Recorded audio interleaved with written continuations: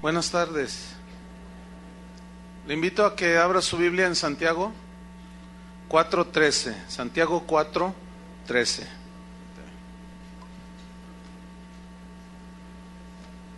Estamos continuando con nuestra serie Temas de importancia para la iglesia. Y hoy vamos a tocar otro tema que se ha arraigado dentro de la iglesia cristiana, y es un tema que ha causado mucha confusión a los cristianos, y se titula ¿Es bíblico decretar? Y vamos a leer Santiago 4 versículo 13. Cuando lo tengan digan ya.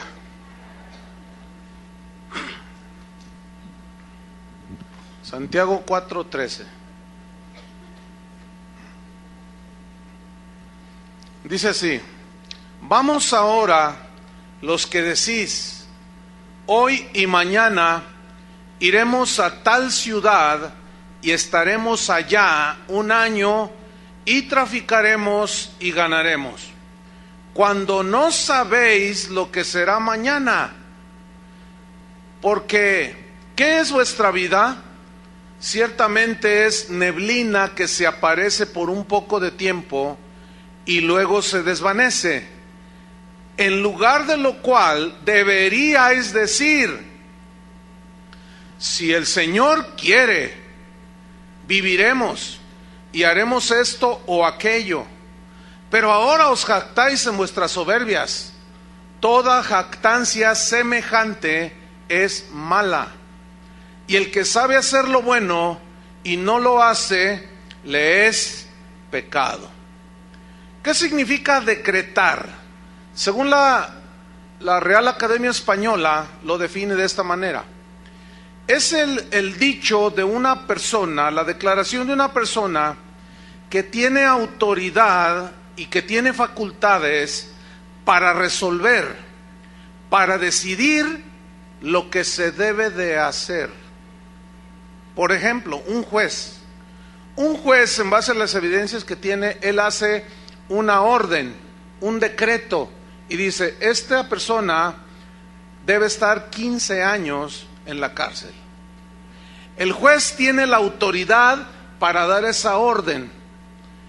Eso es decretar. Se habla también de un decreto de un presidente. Nuestro presidente puede hacer decretos presidenciales por medio de los cuales él dice, de aquí en adelante ya no va a aumentar la gasolina, decreto presidencial. ¿Cuántos dicen gloria a Dios? Pero también por un decreto presidencial, o sea, algo que él decide hacer porque tiene la autoridad, tiene la facultad para resolver situaciones y para decidir lo que se debe de hacer. También puede expropiar un predio, etcétera, etcétera, etcétera, por decreto presidencial. Ahora bien, ¿cuántos de ustedes han escuchado algo así como esto? Yo decreto que hoy todo me saldrá bien. Decreto que todo lo que haga prosperará. Decreto bendición de todo tipo sobre mi familia. Decreto bendición sobre mi hogar, sobre mi negocio. Y decreto que Satanás no me tentará. Declaro y decreto que ninguna enfermedad tocará mi vida ni la de mi familia. En el nombre de Jesús, amén. ¿Han oído algo así alguna ocasión? Esta oración es supuestamente una oración cristiana. Ahora vamos a ver un decreto de un esotérico que me encontré allí en internet. Oigamos su decreto de él.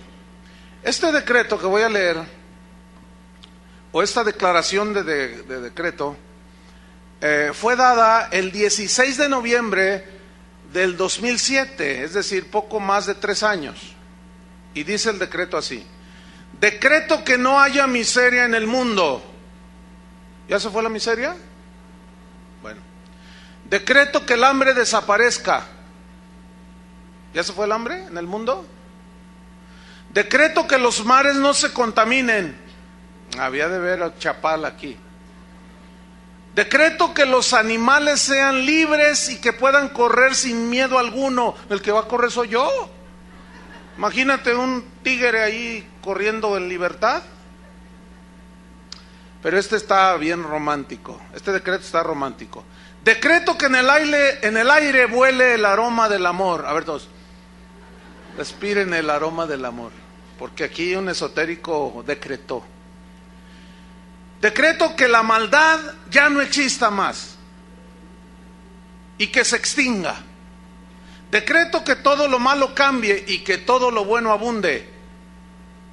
Decreto que a todos les sean concedidos todos sus deseos. Decreto que a los que amo tengan todo lo que se propongan tener y hacer. Yo decreto mi libertad y mi prosperidad. ¿Cuál es la diferencia? Bueno, enseguida de este decreto de un esotérico, estaba un comentario de una persona. Se lo voy a leer el comentario que dejó allí escrito. Dice así: los que me conocen no les va a sorprender esto, pero los que no me conocen van a decir, esta mujer está loca, porque no cree lo que decreta. Dice, hoy siento que mi alma explota. Tengo ganas de gritar y de decir todo lo que pienso, todo lo que siento, porque no me llega nada de lo que decreto. Ya llevo días en que pienso mucho en esto. Por más que decreto, me pasan cosas y me dan impotencia, me da tristeza y quiero encontrar la solución, quiero tenerla, me siento frustrada al no encontrarla. Por más que declaro y decreto, no sucede nada. ¿Por qué? ¿Alguien me puede ayudar? Atentamente, frustrada. Bueno, ese es del lado esotérico. Ahora vamos a ver del lado cristiano. ¿A cuántos les han dicho o han oído esto?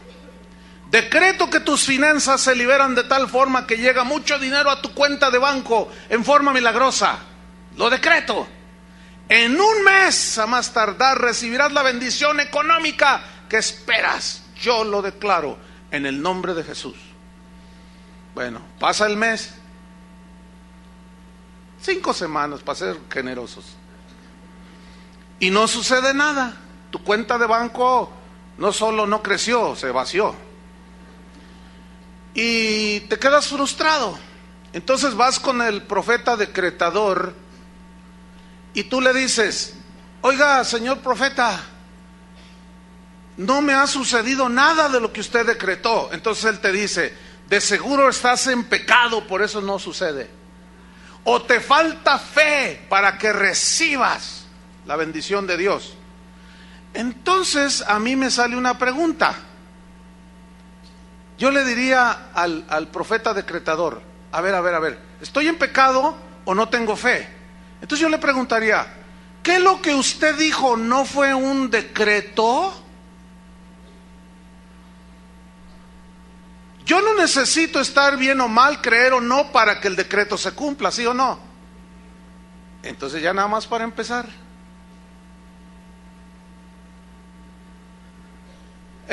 Bueno, contesta el profeta decretador, ¿verdad? A ver, contésteme, señor profeta. Bueno, te reprendo, Satanás, por cuestionarme. Bueno, entonces esto ya no es ni decreto tampoco, porque no se cumplió, y un decreto se debe cumplir, ¿sí o no? Según la definición. Entonces, si no es un decreto, entonces no es ni más ni menos que un conjuro chamánico. ¿Qué es un conjuro? La Real Academia Española define conjuro como una fórmula mágica que se dice, como una expresión que se recita o algo que se escribe con el fin de conseguir algo que se desea. Es una declaración mágica para que algo suceda. O sea, yo decreto, yo hago, yo digo, con la esperanza de que suceda. Pero resulta que entonces ya no es un decreto, porque el decreto se cumple. El único que puede decretar en ese sentido de una manera soberana es Dios. ¿Por qué? Porque Él es el Rey de Reyes, Él es el soberano Señor del cielo y de la tierra. ¿Qué significa que Dios es soberano? Significa que nadie le dice a Él lo que haga, que Él no le pide consejo a nadie, que nadie le da instrucciones. Significa que Él tiene todo el poder y la autoridad para hacer como bien le plazca. Eso significa que Dios es soberano. Deuteronomio 26, versículo 16. Deuteronomio 26, 16. Dice así: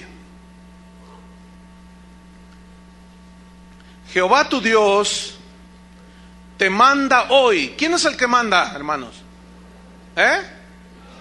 Dios. Hasta donde yo sepa, no han cambiado los planes de Dios. Él sigue gobernando a la iglesia, Él sigue siendo cabeza de la iglesia. Y en la cabeza está el cerebro, que es el que ordena, ¿cierto?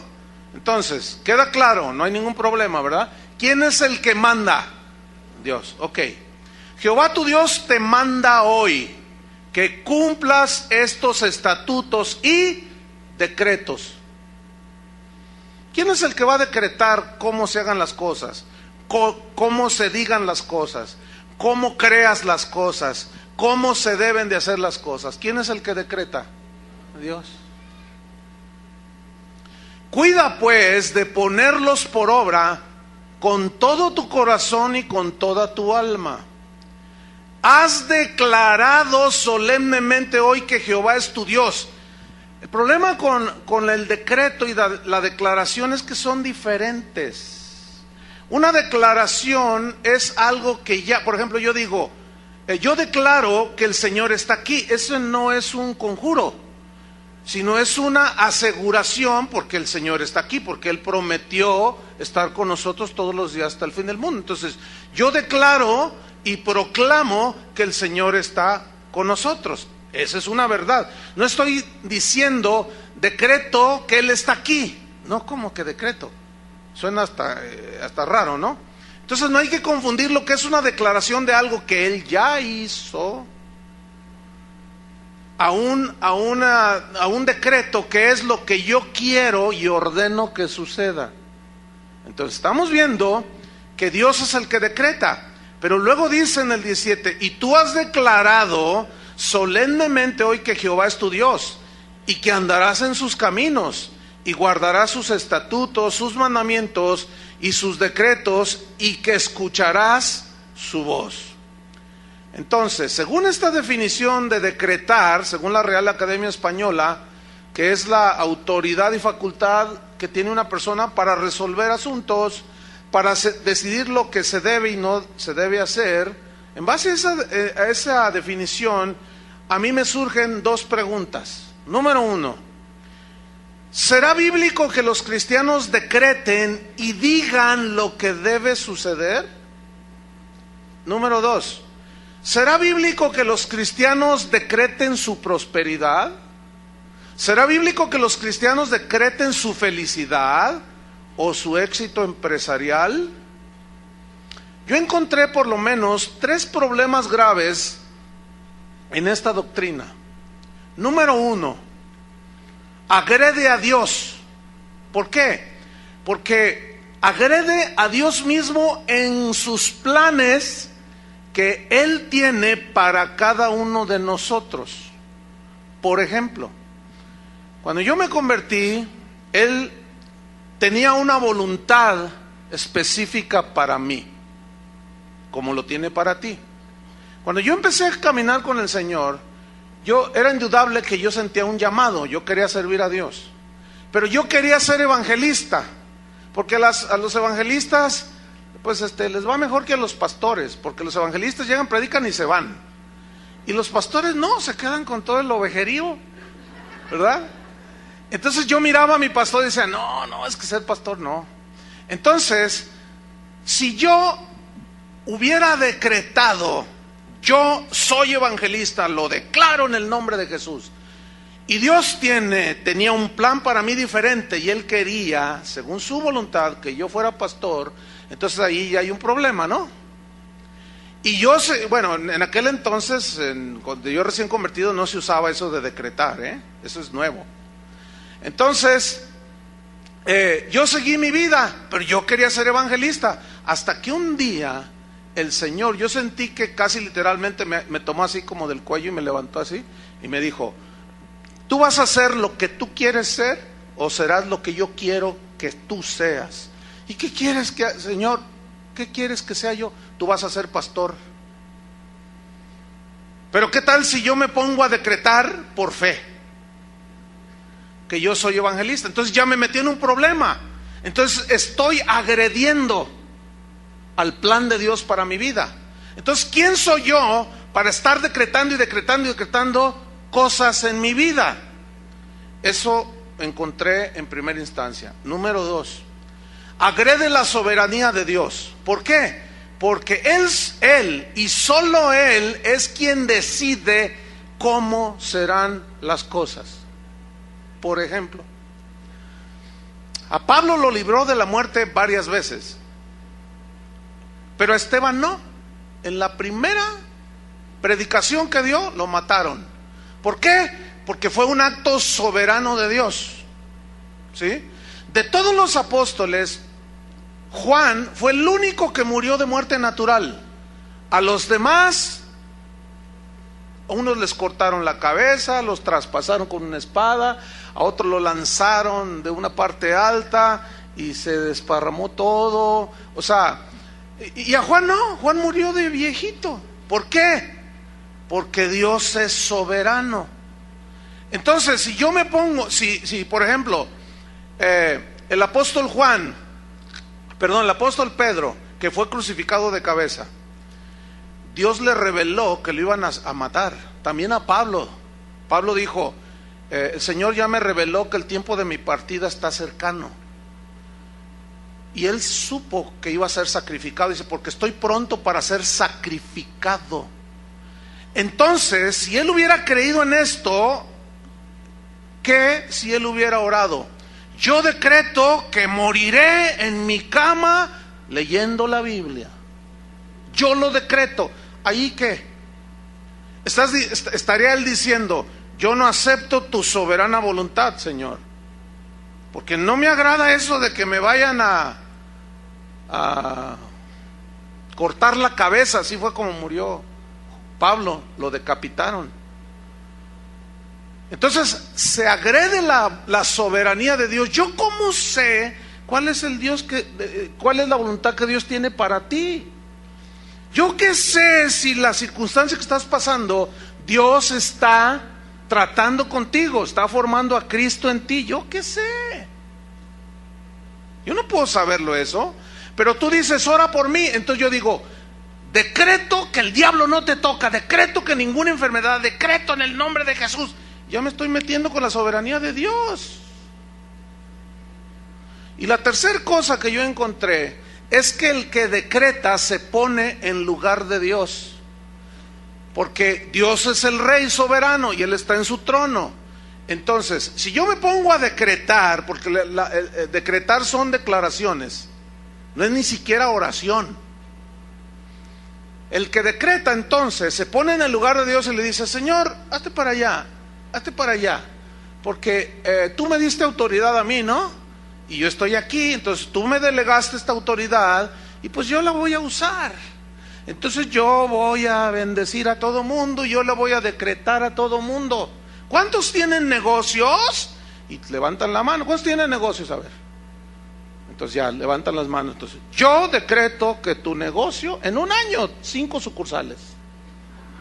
Yo decreto que tu negocio va, y yo decreto. Espérame. ¿Cómo sabes si en lugar de 5 van a ser 20 sucursales? Y yo ya le bajé a la bendición. No podemos ponernos en el lugar de Dios. El único que tiene autoridad para decretar, para resolver de maneras diversas y para decidir lo que pasará en nuestras vidas es Dios. Ningún hijo de Dios debe ponerse en la silla del trono de Dios para decretar y decidir cómo deben de hacerse o no deben de hacerse las cosas.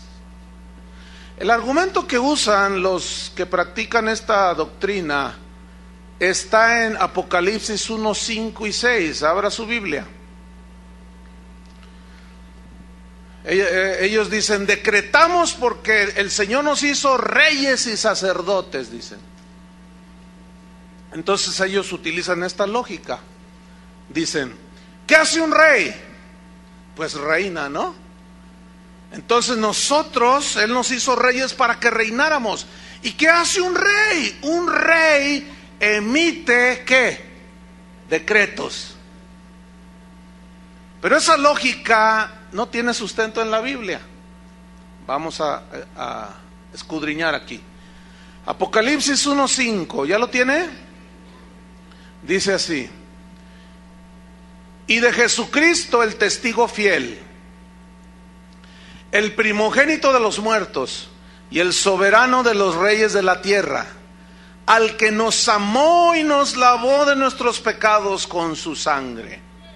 Versículo 6: y nos hizo reyes y sacerdotes para Dios su Padre.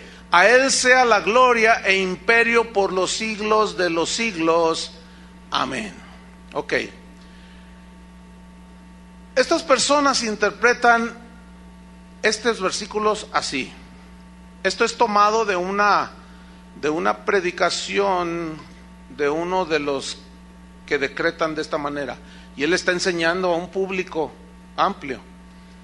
Y dice: la autoridad de rey que tenemos es un derecho delegado por Cristo a sus hijos. Y esta autoridad es para ejercer dominio y señorío. Dios le ha dado a cada creyente el derecho de ejercer poder y autoridad en su nombre.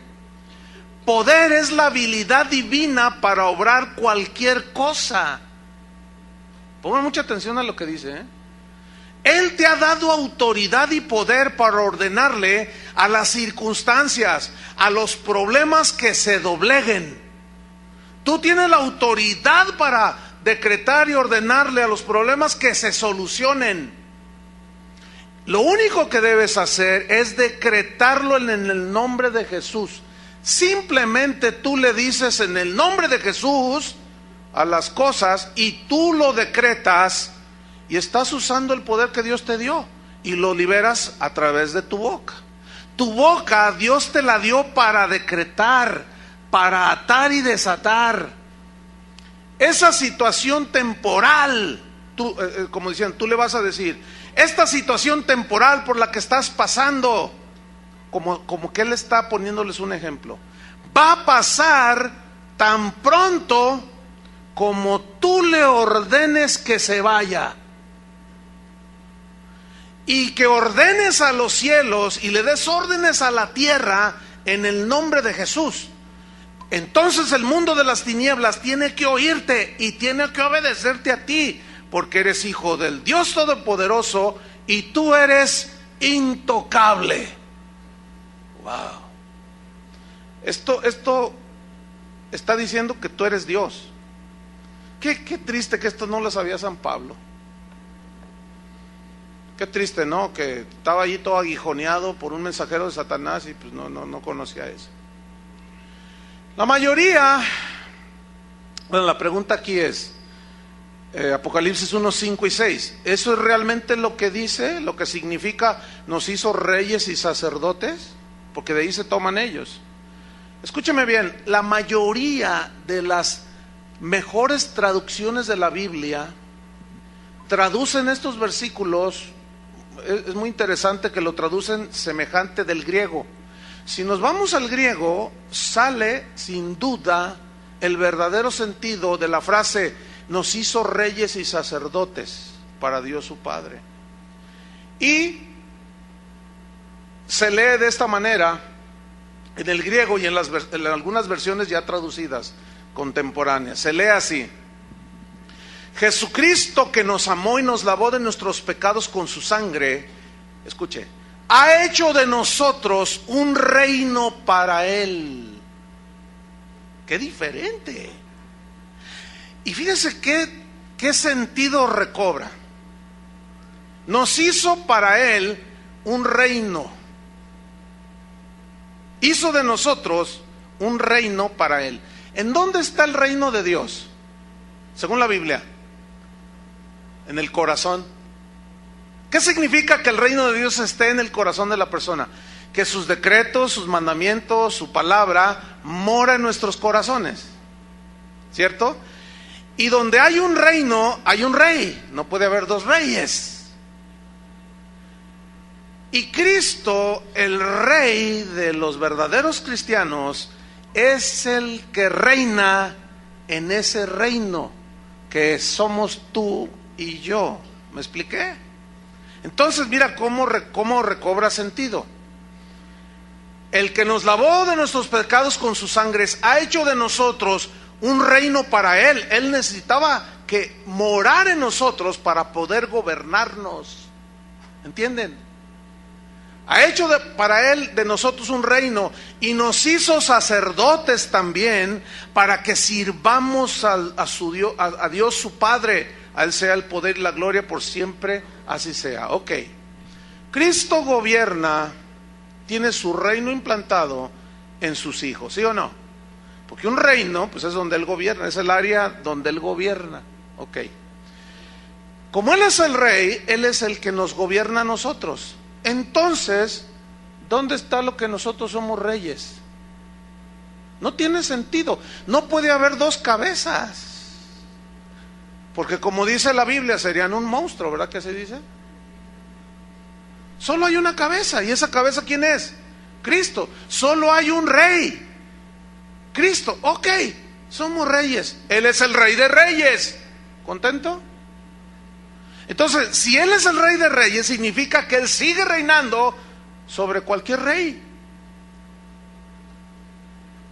Y si Él sigue gobernando sobre cualquier rey, ¿quién se debe someter a quién? Nosotros debemos de someternos al Rey soberano, al que dicta y decreta cómo se hagan las cosas. Porque es Él el que dice Él es el que dice cómo nos acercamos a Dios. Él es el que dice cómo nos debemos de arrepentir. Él es el que dice cómo debemos de tener nuestra familia. Él es el que ordena cómo se gobierna la iglesia. Él es el que decretó cómo se utiliza la fe. Él es el que enseñó. Él es el que decretó. Él es el rey. Hasta allí me van siguiendo, ¿verdad? Ok. Con malas interpretaciones como esta de las Escrituras, muchos son arrastrados. En este caso, son arrastrados para usurpar el lugar que solo a Dios le pertenece, el trono.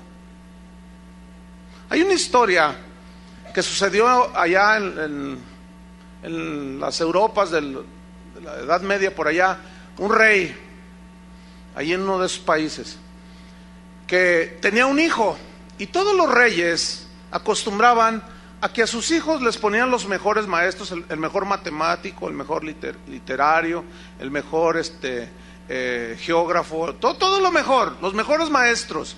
Y había unos que sabían mucho y eran los tutores de los hijos de los reyes, y los educaban ellos en todos los conocimientos. Entonces se cuenta que había un rey que tenía un hijo, un príncipe. Entonces un día llegó el maestro, el tutor, para tener sus correspondientes clases, y encontró al hijo del rey brincando en la mesa de estudio, y brincaba y aventaba las cosas y las pateaba.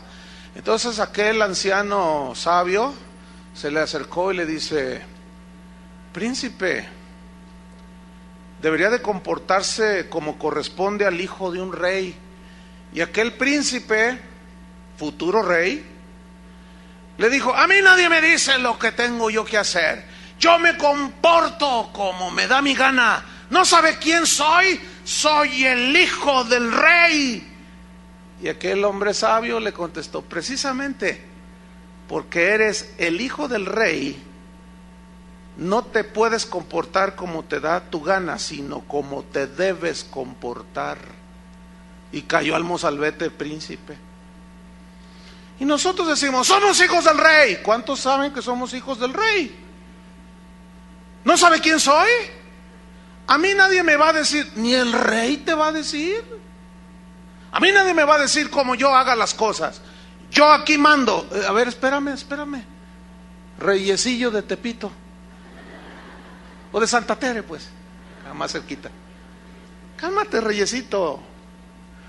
Ok, el padre de aquel príncipe murió. Y el muchacho, en su momento, llegó a ser rey. En el caso nuestro rey, porque somos hijos de un rey, nuestro rey nunca muere. Por lo tanto, jamás de los jamases vamos a ocupar su lugar.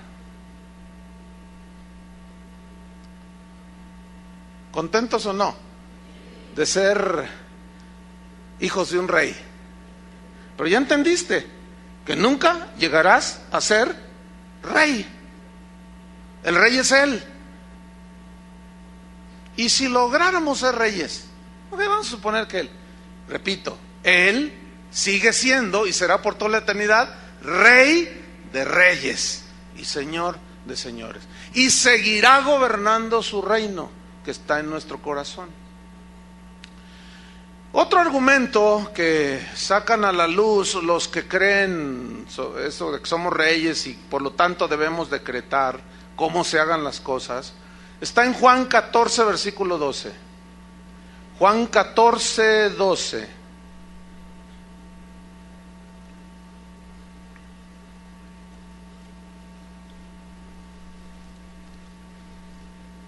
Algunos se confunden un poco y dicen, pastor, entonces ¿cómo entender los pasajes cuando dice en Marcos, vayan y prediquen el evangelio, en mi nombre echarán fuera demonios, en mi nombre los enfermos sanarán, en mi nombre esto, en mi nombre esto? Bueno, esa autoridad sí se nos dejó. Oramos nosotros en su nombre por un enfermo, pero ¿quién es el que lo sana? Dios. Ahora, ¿cuántos saben que no todos los enfermos se sanan cuando oran por ellos? ¿Por qué? Porque sobre de eso está la soberana voluntad de Dios. Así es, la respuesta es sencilla. Juan 14, 12. ¿Ya lo tiene? Dice así, este es otro argumento que los decretadores sacan a la luz. Dice así, pongan mucha atención, dice, de cierto os digo, el que en mí cree. Entonces yo les pregunto a ustedes, ¿cuántos creen?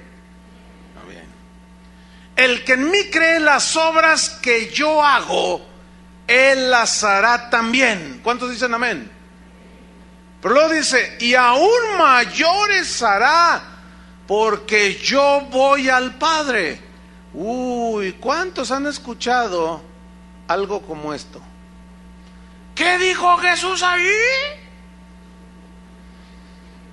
Que todas las cosas que Él hizo, nosotros las vamos a hacer. Y no solo como Él, sino aún mayores. Y todos, ¡ah! ¿Ha oído eso? Ellos interpretan así. Cristo nos dejó la autoridad para hacer milagros y maravillas, aún mucho más grandes que los milagros que Él hizo y que las maravillas que Él hizo. Pero para fin de que sucedan, tenemos que decretarlo, dicen. Él lo dijo allí, ¿sí o no? La gente dice, amén. Ok, la respuesta viene a continuación. Vamos a suponer que la interpretación que le dan es correcta, que sí vamos a hacer mayores milagros, mayores señales, que esa es la interpretación típica.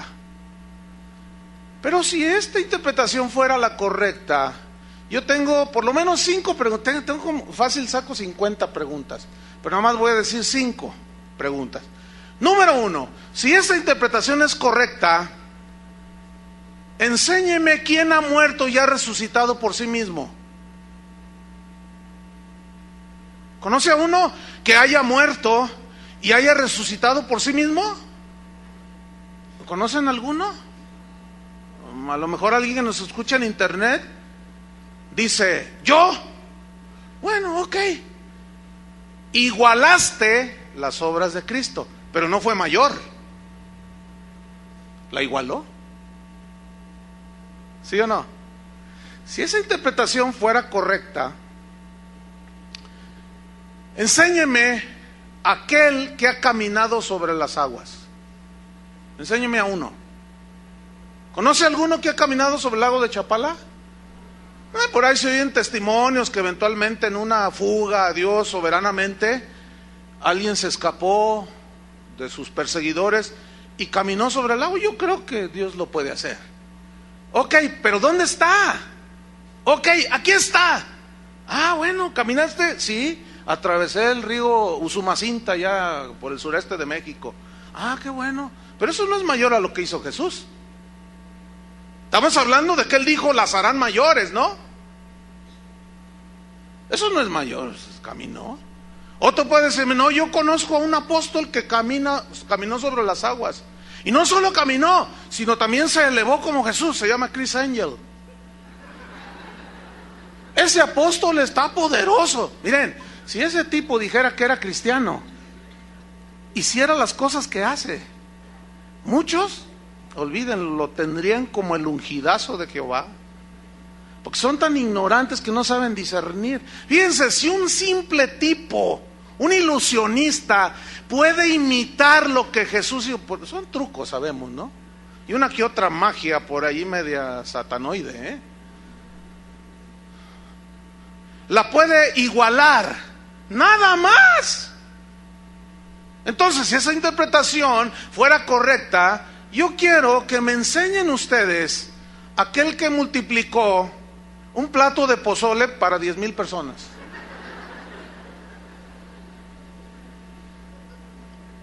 Que hayan ido, no sé, a lo mejor había una campaña a las afueras de Guadalajara y había allí 2,000 personas y alguien de buena, pues no había vendimia, no había cosas que vendieran, los oxxos quedaban muy lejos. Entonces la gente tenía hambre y alguien dijo, pues yo traje mi plato de pozole, señor apóstol, tráemelo para acá. Entonces que lo haya levantado y denles a todos. ¿Quieren con cebollita? ¿Quieren con picante? ¿Cómo quieren? Aquí ahorita. Y que hayan sobrado 10 ollotas de pozole. A ver, enséñemelo. ¿Conoce a alguien así? A lo mejor anda uno por ahí. Ok, pero igualó, nada más. ¿Sí o no? Una quinta pregunta. Enséñeme al apóstol que haya pasado una pared con la puerta cerrada, como lo hizo Cristo después de haber resucitado. Enséñenme a uno. ¿Hay alguno? ¿Conoce alguno?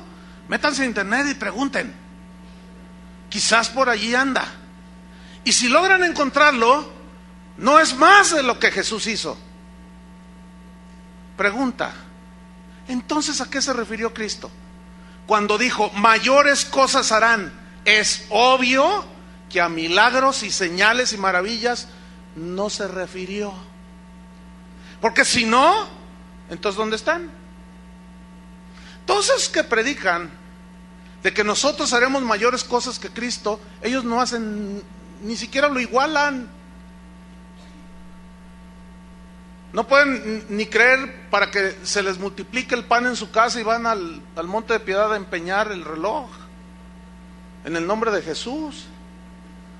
O sea, no solo ni las igualamos siquiera, mucho menos las hacemos mayores.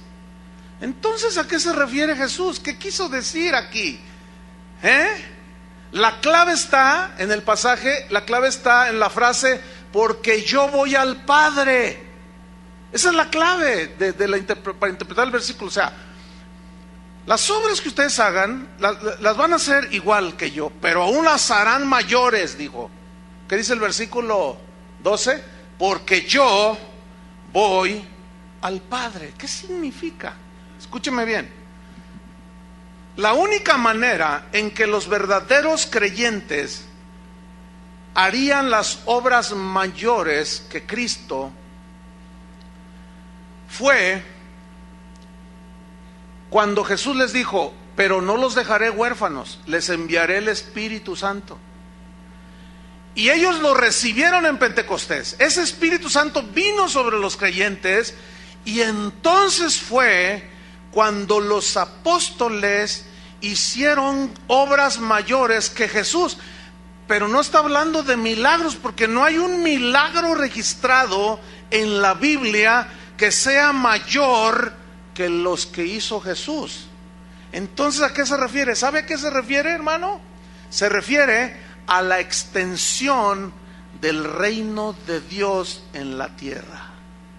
¿Y de dónde saca usted eso, hermano? Seguimos leyendo.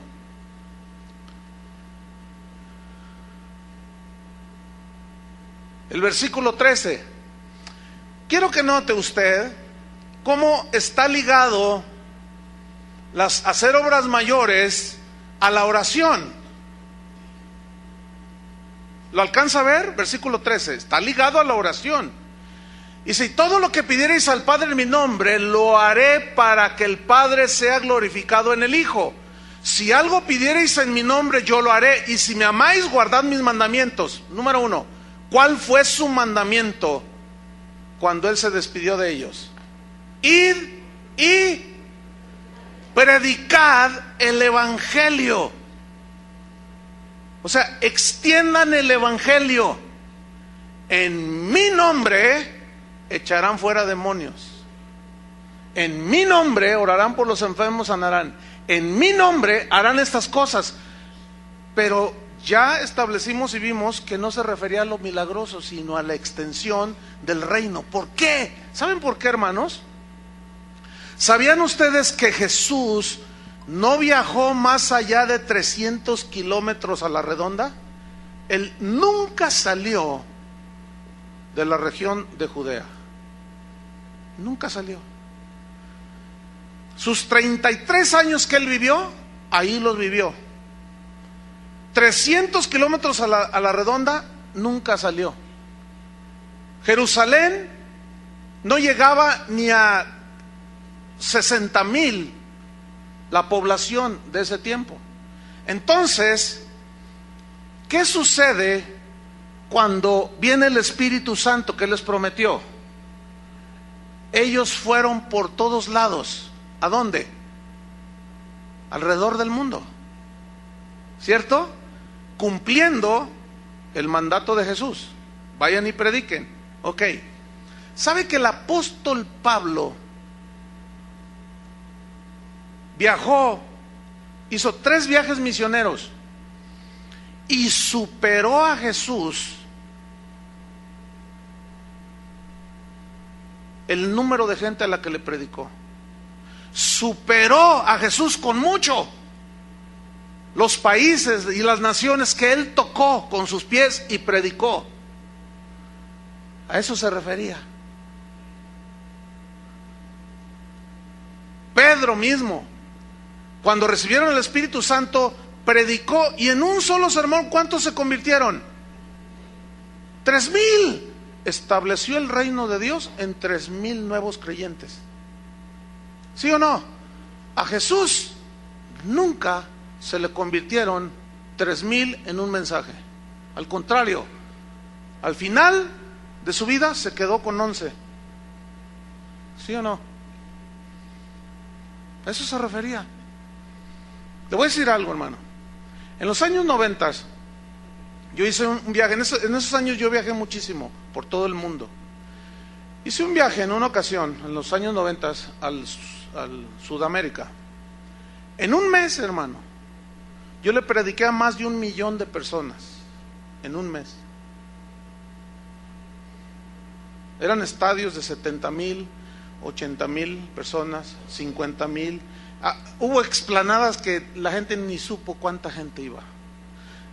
El sistema de audio que usaban, como esas bocinas que están ahí arriba, equivalían por lado, llenaban hasta arriba todo lo que es esta plataforma, por lado.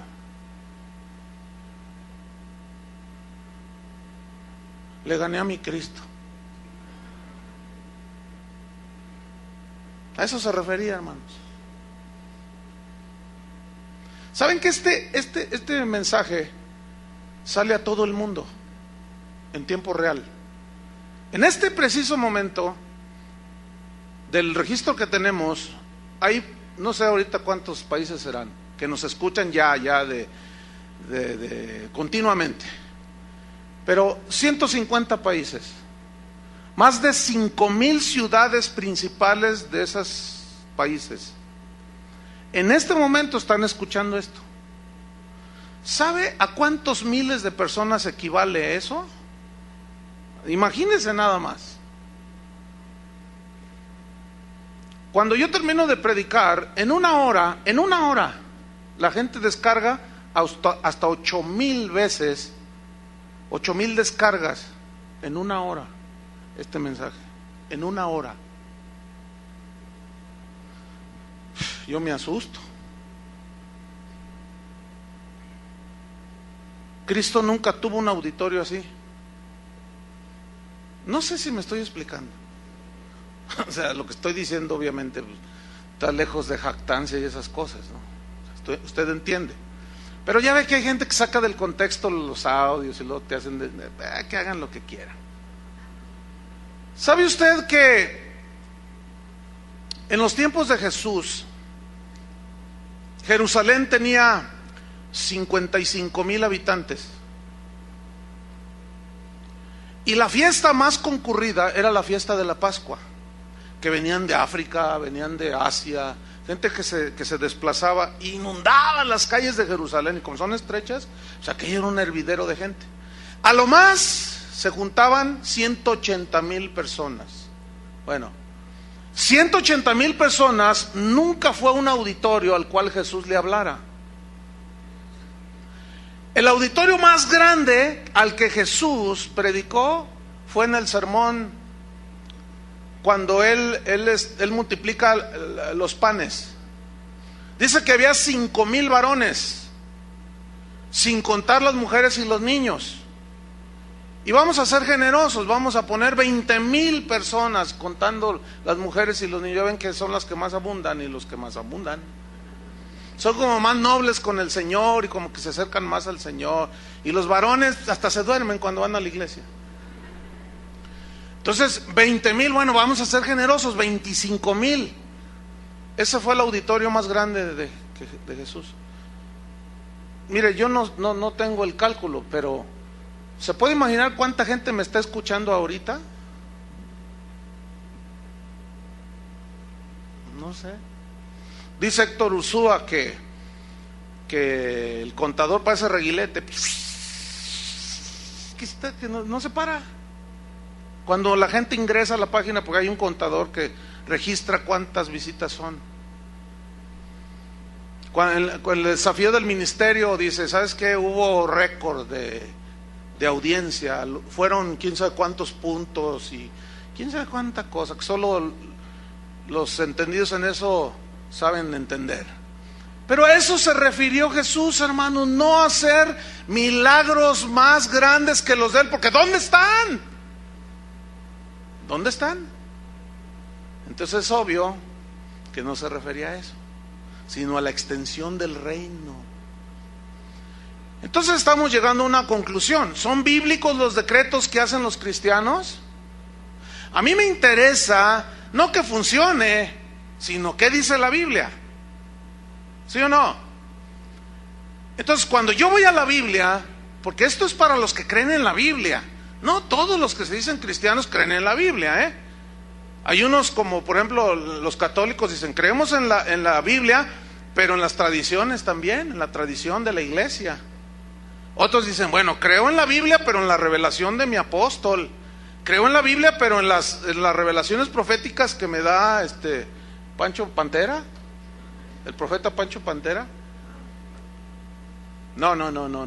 Las escrituras son la fuente para el cristiano, son la única fuente de revelación para el cristiano. Entonces las escrituras son las que nos van a decir a nosotros qué creer y qué no creer, no lo que se me antoja a mí. porque son los decretos de Dios. Pablo decía, deben de acostumbrarse a no pensar más allá de lo que está escrito, les dijo a los corintios.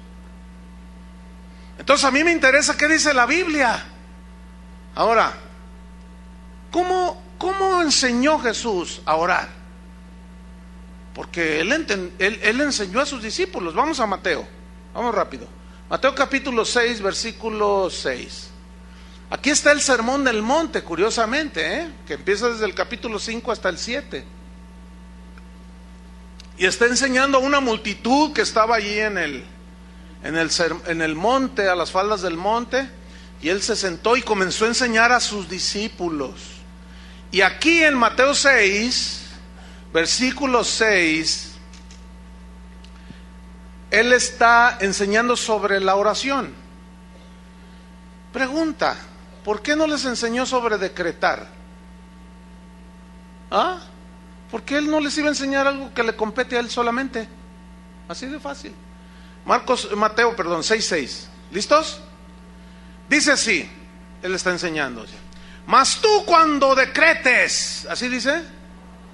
No, porque ni siquiera el decretar es oración.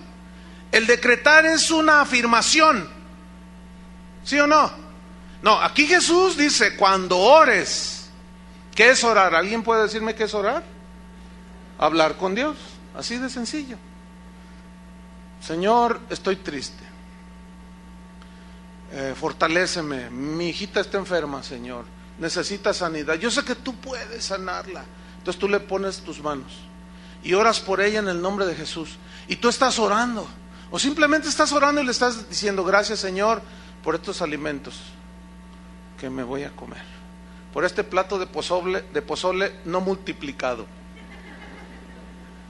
Mas tú cuando ores, dice, entra en tu aposento, pongan mucha atención, y cerrada la puerta, ora a tu Padre que está en secreto. Y tu Padre que ve en lo secreto te recompensará en público. Y orando, no uséis vanas repeticiones, como los gentiles. ¿Quiénes son los gentiles? La palabra gentil significa pagano. Fíjese, también los paganos oran. Dice, pero tú no seas como los paganos que usan vanas repeticiones, que piensan que por su palabrería serán oídos. Ellos piensan. Dice, no os hagáis pues semejantes a ellos. No sean como los paganos que hablan y hablan y hablan. No, ustedes no van a ser así. Porque vuestro Padre sabe de qué cosas tenéis necesidad antes que vosotros se las pidáis. Y una señora así, de esas que son humildes, sencillas, pero de buen corazón, preguntó, pastor, ¿y qué caso tiene si él ya sabe mis necesidades? ¿Para qué quiere que se las pida? Pues para que tengas comunión con él. ¿O a ti te molesta que tu hijo te pida? Pues no. Imagínate que tu hijo te dice, mamá, ¿me puedes dar de comer? Tengo hambre. ¿Me das de comer? Dame, ándale de comer. Entonces tú le contestas, ¿y por qué me pides si yo ya sé lo que tengo que hacer? ¿Pero te molesta que tu hijo te pida de comer? Pues tampoco a Dios y tú ya sabes que tienes que darle de comer. Pues tampoco a Dios le desagrada. Porque tú como padre, pues te sientes bien, ¿verdad? Que llegue tu hijita y te diga, papi, ¿me puedes comprar zapatitos? Mira, ya sé de qué sabor son los chicles. Sí, hijita, ya sabía, pero apenas es la quincena. Vente, vámonos, vamos a comprarte tus zapatitos. ¿Qué, se molesta el padre? No, tampoco Dios se molesta. Pero aquí el punto es, no uséis, ¿qué? Vanas repeticiones. Esa frase en el griego, batalogeo, significa, escuchen bien, repetir algo ociosamente. ¿Qué es ociosamente? Sí, sin ton ni son, que ni sabes lo que dices. Significa parlotear sin medida, o sea, dice el diccionario. Es decir, proferir frases carentes de significado espiritual y mecánicamente son repetidas.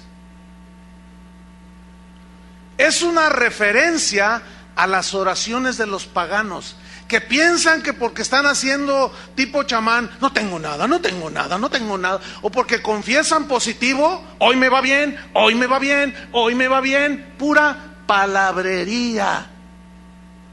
Dice, ¿y cómo oran esa gente?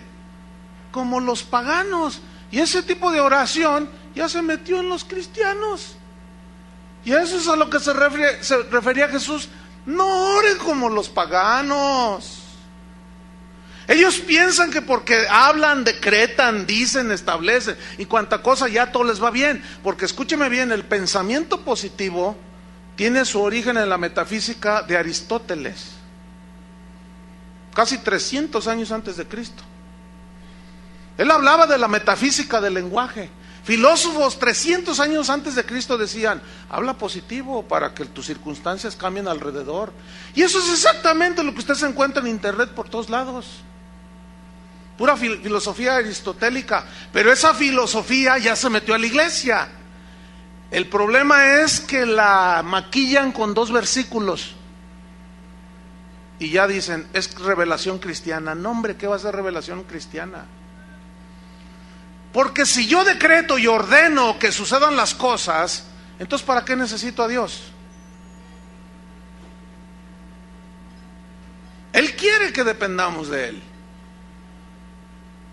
Entonces no es decretando, no es declarando que usted va a ser bendecido por Dios, o que usted va a recibir no sé cuántas cosas. La palabra bendición es algo... Hay algo que precede a la bendición. Por ejemplo, yo les pregunto a ustedes, ¿cuántos quieren la bendición de Dios? Pues todos levantan la mano. Pero ¿saben qué es lo que precede a la bendición de Dios? La obediencia a sus decretos. Deuteronomio 28. Si oyereis y obedeciereis y hiciereis atentamente la voz de Jehová tu Dios, y si tú guardas estas cosas y las obedeces, yo también te digo que vendrán sobre ti todas estas bendiciones y te alcanzarán. Bendita será tu entrada y tu salida. Bendita será tu casa, bendita será el fruto de tu vientre, bendito tu trabajo, bendito todo lo que hagas, bendito esto, prestarás a otros, tú nunca irás al monte de piedad a pedir prestado. Tú serás cabeza y no cola, la bendición de Jehová estará sobre ti, tus graneros serán bendecidos, abundarán, Jehová te bendecirá. Hasta el versículo 14, y todos dicen, gloria a Dios, aleluya. Pero nadie predica del 15 en adelante. Nadie, yo no he escuchado eso, de verdad. Eso de Deuteronomio 28, de los decretadores de la bendición, nada más citan hasta el 14. Pero a partir del 15 hasta el 60 y no sé cuántos, son más. Dice, pero también te digo que si no obedeces a Jehová tu Dios, vendrán sobre ti todas estas maldiciones y te alcanzarán. No te ajustará la comida. Tus hijos serán rebeldes, tú te volverás loca. Así dice. Desvariarás en tu mente, dice. Pedirás prestado, serás esclavo de otros. Entonces, ¿quieren la obediencia? ¿Quieren la bendición? Obedezcan la palabra de Dios. Todas las promesas de Dios están condicionadas a la obediencia. Todas. Absolutamente. Entonces, si yo decreto para ustedes prosperidad, escúcheme bien, anulando tu estado espiritual actual, si tú andas en adulterio, si tú eres un ladrón, si tú eres, iba a decir político, pero no es sinónimo así tan descarado, ¿no? Si tú eres, qué sé yo, un defraudador, si tú eres un zeta que viene a la iglesia, si tú, o sea, eres lo que seas, ¿verdad? Y ya crees que lavas tus pecados porque vienes aquí, entonces te encuentras con el predicador y dice, Dios te ama como estás. Si a veces no soy tan malo. Ayer descuarticé a uno, pero pues Ahí está hablando el hombre de Dios, está diciendo que como sea, Dios me ama. Entonces yo decreto que tu negocio prosperará. Yo secuestro 2 al mes. 10, Dios me va a bendecir. Pues yo obtengo mi ganancia de aquí y de acá. Entonces, si el predicador hace a un lado el estado espiritual de la gente y empieza a decretar bendición y prosperidad, y que tus hijos serán los dueños de la Universidad de Guadalajara, y que quién sabe qué tanto, y que tus hijos van a ser los reyes de no sé qué, y que tú y que más allá, escúchenme bien, hermanos, toda esa gente la están mandando derechito al infierno. ¿Cómo mis decretos? ¿Que acaso mis decretos anularán el estado espiritual de las personas? Imposible. Y esta gente habla, usted decrete, ¿qué quiere? ¿Qué quiere? Ordénele. ¿Cómo sabe usted si Dios está tratando con usted? Y lo tiene ahí todo quebrantado. Entonces te dice el decretador, no lo recibas, ordénale que se vaya. Y el Señor te tiene allí y estás ahí peleándote con Dios. Y yo te respeto, Señor, nomás te ve así, mira, con la pura uña nomás te ve así. Y por más que decretes, estimado hermanito, reyesito de la del Fresno, no por eso cambiarán los planes de Dios. ¿Conocen el Salmo 1? Bienaventurado el varón que no anduvo en consejo de malos. ¿Oyeron, varones? No, pues piden oración para que Dios los prospere y se juntan con lo peor de Guadalajara. Hacen lo que hacen ellos. ¿Cómo quieren bendición? Bienaventurado el varón que no anduvo en consejo de malos, ni en silla de escarnecedores se ha sentado, sino que en la ley de Jehová medita de día y de noche. Sí, cómo no. Meditan de día y de noche. Se la pasan viendo la televisión. Y así quieren la bendición. ¿Por qué tengo malos pensamientos, pastor? Libérame. ¿De qué te libero? Es que tengo muchos pensamientos. Haga una oración de liberación. No, espérame. No. Lo que tienes que hacer es meditar en la palabra de Dios. Llena tu corazón, tu mente de los pensamientos de Dios y verás cómo se van los otros. Pero todo quieren mágico. ¿Entienden? Quieren decretar que es algo mágico. Quieren oraciones mágicas. No, hermanos. El hombre, pues, que camina, como dice el Salmo 1, será como un árbol plantado junto a corrientes de agua, que da, ¿qué? Fruto en su tiempo, y su hoja no cae, y todo lo que hace prosperará. Fíjense todo lo que dice antes de la prosperidad. No son los decretos, hermanos, no, es la obediencia. ¿Acuerdan de Abraham? ¿Han oído de Abraham, no? Dice, no lo busquen, en Hebreos 11:8 dice, por la fe Abraham, siendo llamado, obedeció, ahí está la clave, obedeció para salir al lugar que había de recibir como herencia. Muchos quieren la herencia y no obedecen, aunque decretes, mi estimado. Abraham, para fin de recibir la herencia, ¿qué es una herencia? Es riqueza, ¿no? ¿Alguno de ustedes ha recibido una herencia algún día? ¿Cuántos han recibido herencias? Algunos han recibido una herencia. Pues, ¿qué se siente? Bueno, a mí me dejó también algo mi papá, ¿verdad? Pero hay algunos que les dejan bastante, ¿no? Imagínate, ¿no? Pues esto te dejó tu papá, entonces tú ves ahí y dices, ay, pues gracias, papi, ¿verdad? Pues soy tu hijo, ¿verdad? Y quedaste bien bendecido materialmente. Una herencia, ok. Pero en el caso con Dios, sus promesas son nuestra herencia. Pero para fin de tener y que las promesas de Dios se cumplan en nosotros, ¿qué pide Dios? Obediencia, hermanos. Le dice a Abraham, salte de tu tierra y de tu parentela. ¿A dónde tú salte? ¿A dónde? Que te salgas. Dice que salió sin saber a dónde iba. Eso sí, es obediencia, hermanos. Yo me lo imagino así. Y Sara más asustada. Sara, vámonos, agarra tu maleta lo que puedas. Y ahí venía la señora. ¿Y a dónde vamos a ir? ¿Cuál autobús tomamos? Pues no, mira, todavía no se inventan, Sara. Pero vamos a caminar, vamos a ver. No, Dios no me dijo a dónde. Dice que salió sin saber a dónde iba. Y en ese obedecer a Dios, el Señor lo guió y lo guió. Fíjate qué tremendo.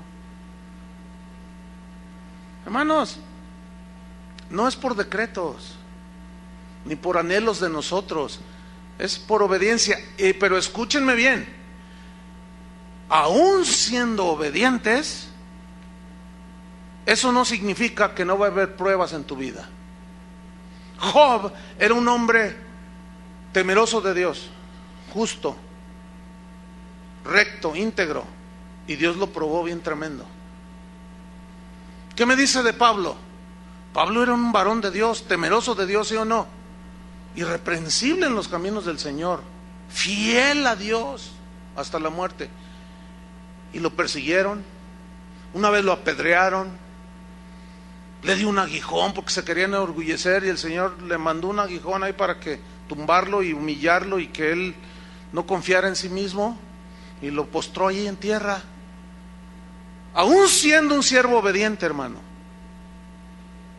Entonces estamos llegando a la conclusión de que ¿quién es el que gobierna?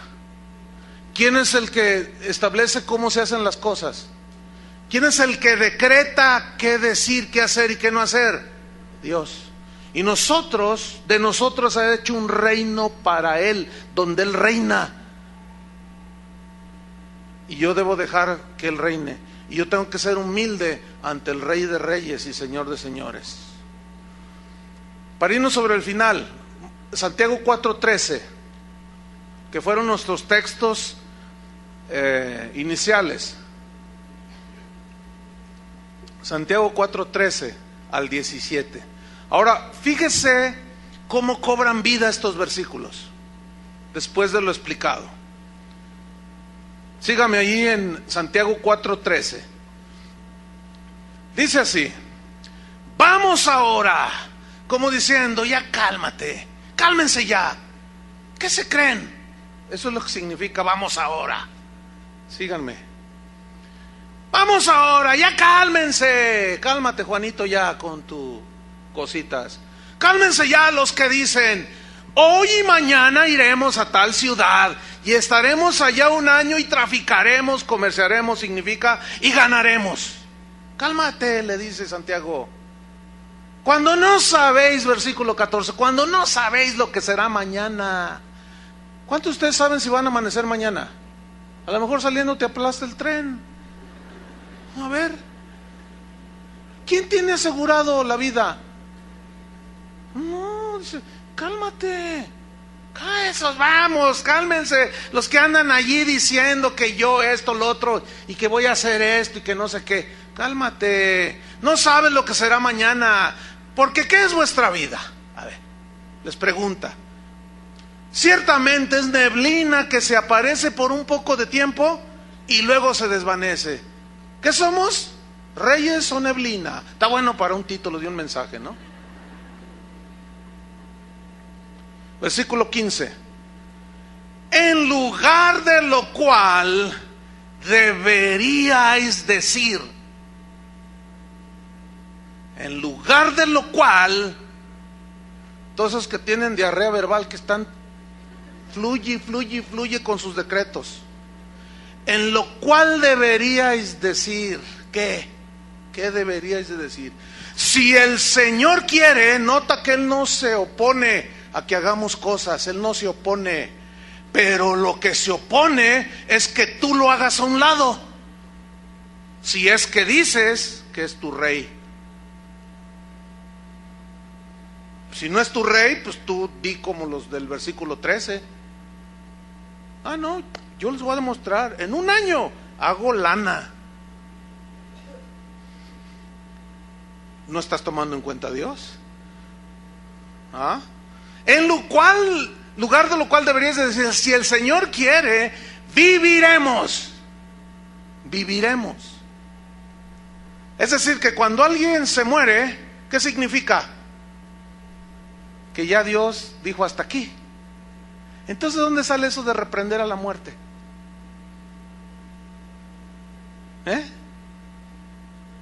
Porque he oído a los cristianos, ¿no? Y si están reprende y atando y no sé cuánto y decretando que la muerte se larga y se muere el enfermito allí y están todos así derrotados, pero obviamente el decretador dice, no, lo que pasa, les faltó fe, el diablo se lo llevó, los deja peor a los deudos ahí. De lo cual deberíais decir, si el Señor quiere, viviremos y haremos esto o aquello. 16, pero ahora, dice Santiago, os jactáis en vuestras soberbias. ¿A qué soberbia se refiere? A que la gente de ese tiempo de Santiago decía, yo voy a hacer esto, voy a ganar, yo voy a hacer esto, voy a hacer lo otro. Cálmate, soberbio. ¿Y dónde está la voluntad de Dios para ti? ¿Y dónde está Dios ahí en todo lo que tú quieres hacer? Bueno, es que Él nos dejó la autoridad para decretar.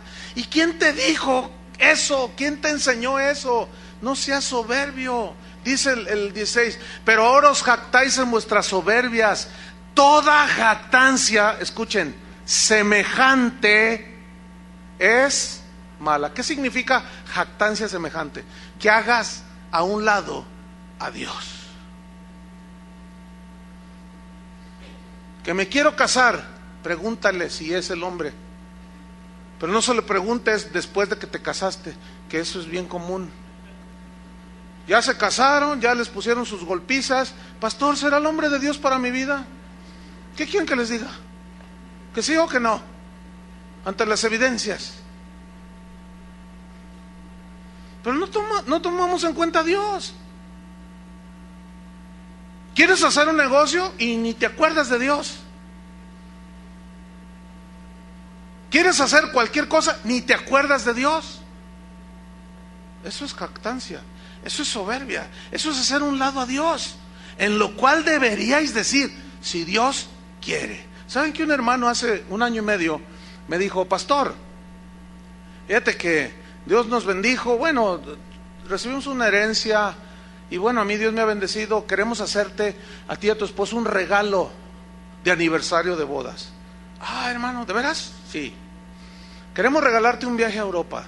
Órale. Todo pagado, todo. 3 semanas y media, casi un mes. Pero vamos a hacer un viaje, dice, porque yo te voy a acompañar, me gustaría acompañarte. Vamos a ir a todos esos países donde Pablo predicó. Y vamos a estar en los lugares donde él predicó. Y vamos a ir a donde Martín Lutero predicaba. Y vamos a ir donde John Hus en Escocia. Y vamos a conocer los lugares donde ese era el tipo de viaje. Así, no, pues yo me emocioné.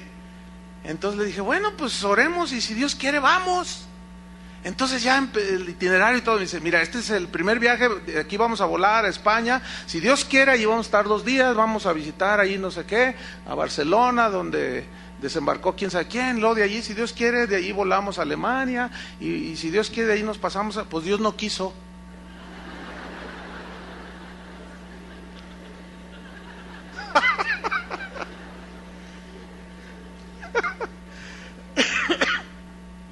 Dios no quiso. A 1 semana de irnos, unos días, pum, que le da un infarto al hermano. Y casi se andaba muriendo. Y me dice, vete tú, Chuy, están todos los boletos. Le dije, no, ¿cómo crees? Si te mueres tengo que regresarme. Le dije, no, además no haría yo una cosa así.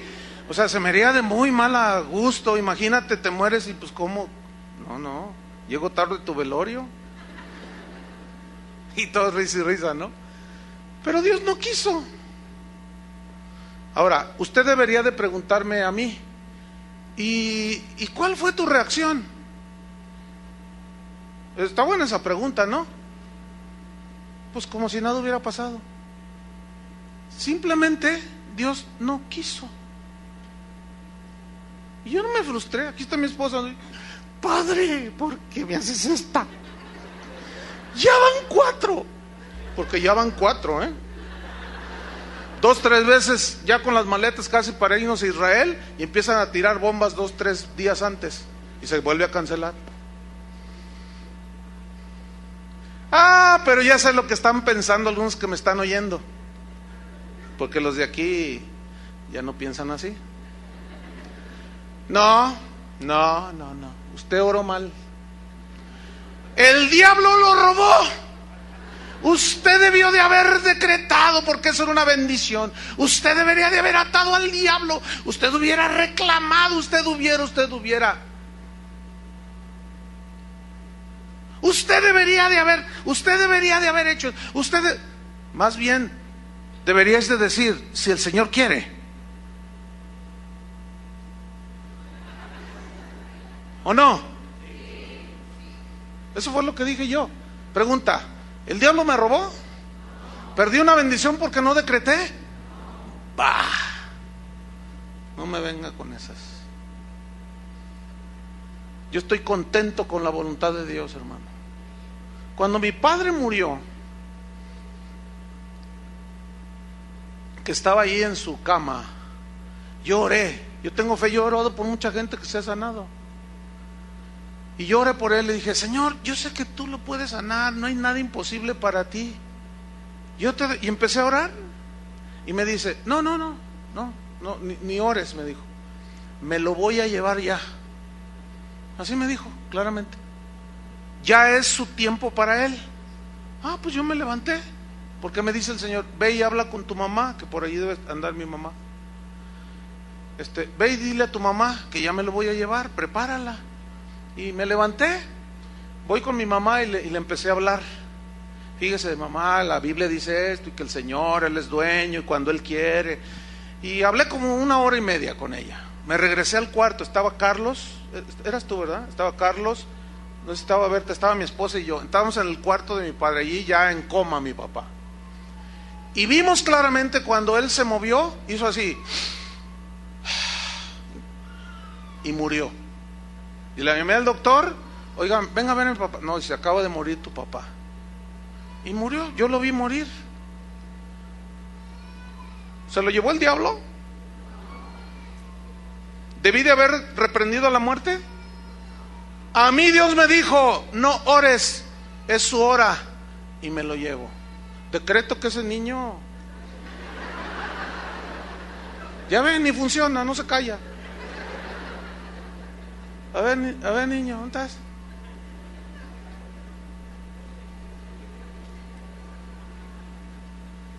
Yo estoy contento con la voluntad de Dios, hermanos, porque nada sucede si Dios no lo permite. Así yo sea el atador más grueso de Ciudad Juárez, ya ven lo que se dice en Ciudad Juárez. Así yo sea el reprendedor del hombre fuerte de quién sabe dónde. Ahí está la prueba, no funciona el decreto. Por más que se puso peor, mírenlo, iba.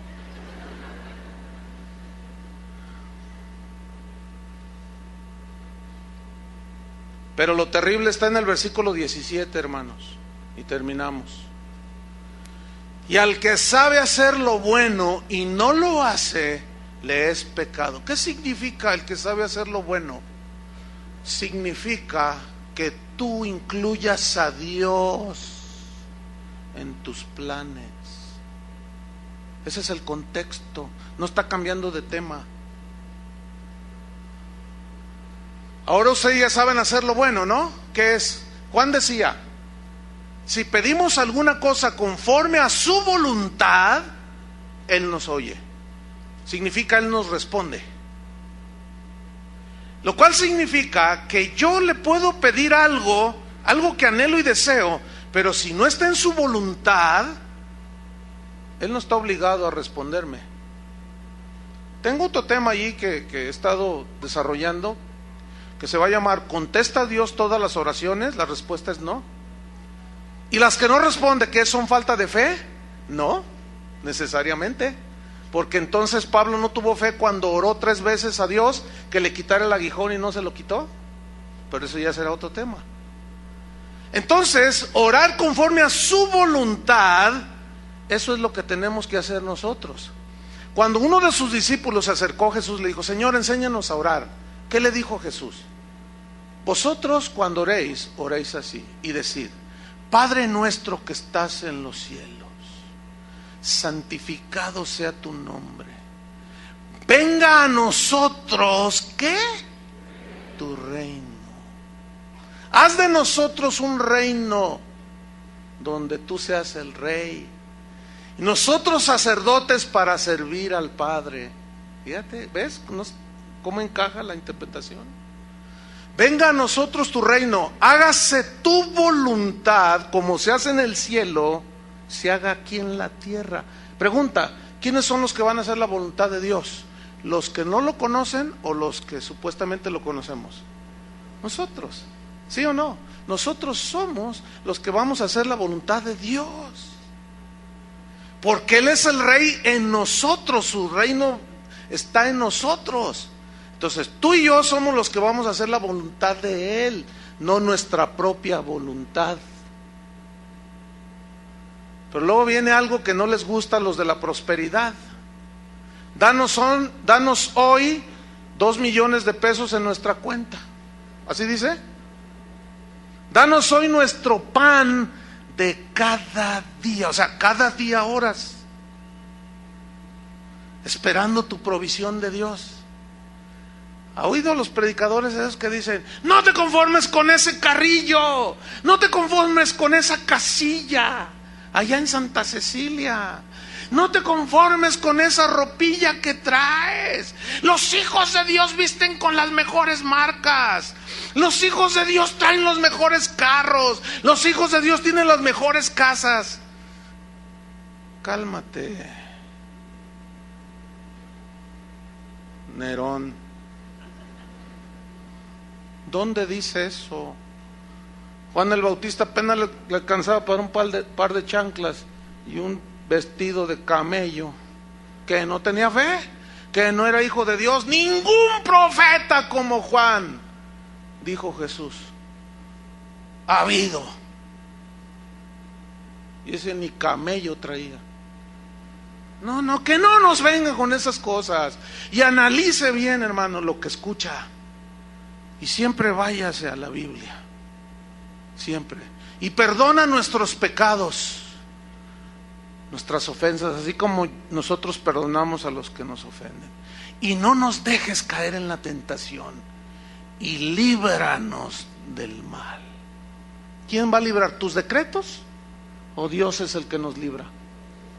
Amén. Oremos.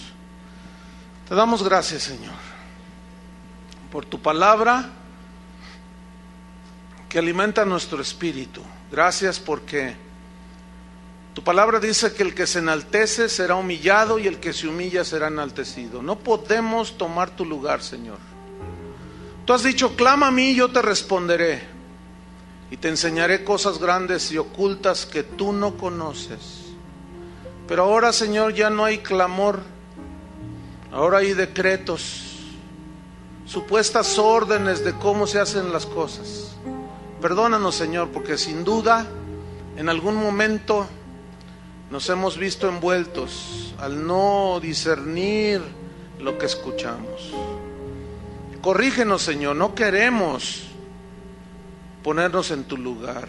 Te reconocemos en esta congregación como el Rey de Reyes, Señor de señores. Gracias, Señor, por el privilegio que nos diste de hacer esas cosas mayores, y que es extender el evangelio como tú no lo hiciste, porque estabas limitado a un tiempo como hombre, a un espacio. Pero ahora nosotros que somos tu cuerpo llenamos toda la faz de la tierra. Gracias, Señor, porque tú nos corriges.